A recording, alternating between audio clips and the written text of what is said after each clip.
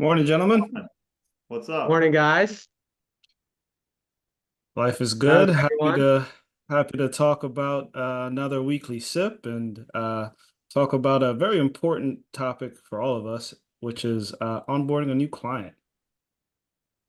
So when we think about that, there's so many items that go into it, and of course the meetings and getting the sign off. But when we want to have a positive experience with a client first coming on, what do you see as the main goal in our role? So I guess I'm going to answer that two ways. So first is, from us as a firm, it's like we have a mission statement of firm is that we're trying to serve client families as we serve our own family, helping them coordinate tax, legal, and financial issues. So for us, it's kind of the discernment of like, okay, is this a family that has the necessary complexity where it makes sense to engage a firm like ours to help with these complex matters? So from our perspective, like that's the first thing now that question comes to mind. From the Yep. client's perspective, it's usually the same. It's just a mirror image, right?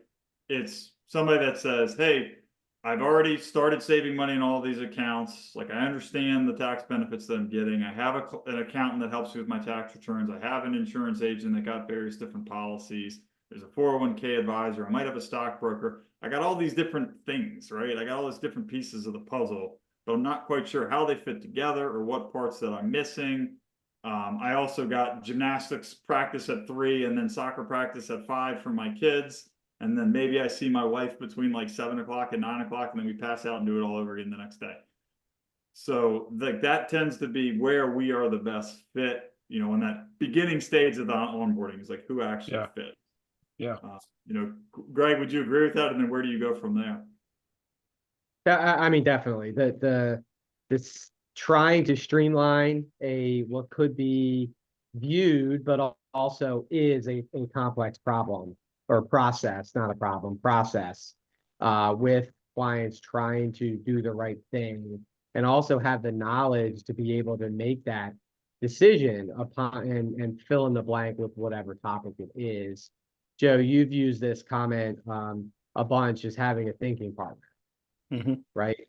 Where the client seems to know the avenue that they want to go down, but they want validation. They want to make sure that before they make that decision, that they're thinking about all the different variables. So I agree. In addition to what I had said, that is us identifying the right prospective client to invite them to be a part of our firm. And then the opposite is showing that prospective client why we think they either need help or want help, or showing them things that they hadn't thought about, right? So I like to say it's got to be a two-way street. We have to feel that we can make a significant difference in that family's life. You need to understand and agree that we're the right firm for you. So I like thinking partner, and I like it mentioning being a two-way street. And then to Joe, to your point, it's the onboarding process. My thought about what is the most important is gaining the trust at ASAP, where it's making sure they can log on and see their money Right.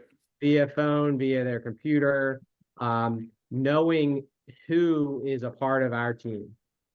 Because with fraudulent emails and who is this person, it's very important to let them know who's on our team so they know it's a legitimate request, or also now they can communicate back and forth with that team member. Now, as we start to like build out the plan, once we have that, what's kind of what do we need? What's the meat? How's the sausage made to get that started to onboard? Yeah, it really is a partnership, like Greg was just saying too. It's we're working with us so we can make your lives easier, and trust is big.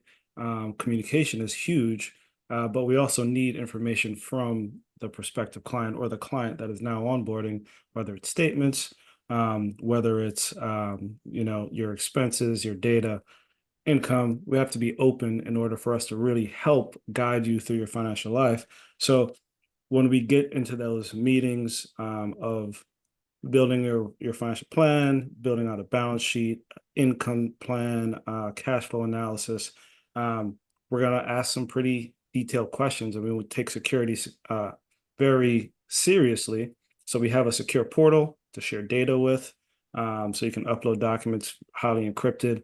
And you'll have your own personal financial site.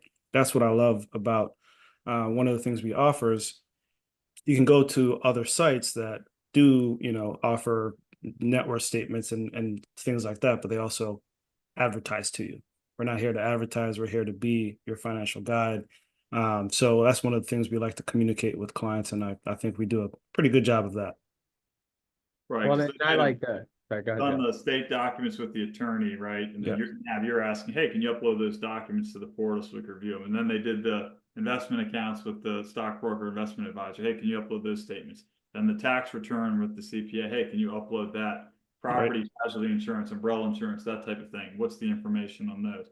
So we're trying to triangulate or bring in all those different documents. So that does need, buy-in from the client to say, hey, we need to share these documents so that we can start building out the full plan. Exactly. Yeah, Sorry. what I wanted to add was a relationship that most people, if not all people, have is with their general practice doctor. You go in, hey, my heart hurts, right? They're going to ask all the questions to try and find a diagnosis for why your heart hurts, right? But they need all the information: height, weight, blood pressure, cholesterol, blah, blah, blah, blah, blah. It's the same thing on the tax, legal, and financial side. Is we're trying to help solve problems and guide them, at, like, to your point, Nav, the financial guide, to make the best decision for their family. But we need to know what's going on. Yes. Hence the question: where's your, how's your kid, handling his freshman year of college? Or how's your mom? Is she still mentally sharp? Those sort of things, because that's going to that needs to be part of the equation when we're recommending a path. So it's important, existing clients listening to this, to let us know what's going on in your life. And information, I have to say, almost to a point, most 95% of the time, the information we need to know, there might be 5% that it doesn't matter, but please let us know, fill us in. Information is good for us. It'll only help us help you. Absolutely. Greg, I saw an analogy on that where, it's also our job to identify what the problem might be. Meaning you go in and you say, hey, my arm hurts. And then the doctor starts looking at your heart. The patient might be like, oh, I told you my arm hurts.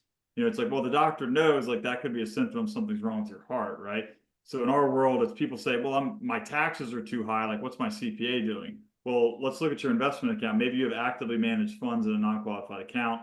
Maybe you own all these CDs and you have high income. So like what is manifesting as a pain in your arm is actually a heart problem. What's manifesting as, hey, I'm paying too much in taxes. It's not a CPA problem. It's actually coming from another place. So having all that data then allows us to be able to, diagnose and then prescribe, essentially, to keep your medical analogy going on that. So that's in that onboarding process. It is a bit of a heavy lift of, hey, we need to get this information so we can see actually, where the problems are and what's causing them. Exactly. Yeah, one more point I wanted to bring up is it's not just uploading documents and filling us in on what is happening with your family. It's also, there is a time commitment, hence why we charge. There's a time commitment from our side, but we need to make sure that the client is willing to spend the time, because if not, we're going to feel spinning wheel analogy on both sides, and it's going to end up not being the best relationship. So financial commitment upfront hiring us, document and exploring and understanding your situation, but then also committing to the time that it takes to allow us to do our job in the best way. Exactly. You don't gain weight overnight and you don't lose weight overnight. It's the same thing with getting financially healthy. It takes time, it takes commitment, and it takes a partnership. We are all about analogies here. Well, this was All right, guys. really great talking about this, and I think that this was very helpful to whoever is going to be watching. So I appreciate the time, and let's go have a good day. See y'all. Take care.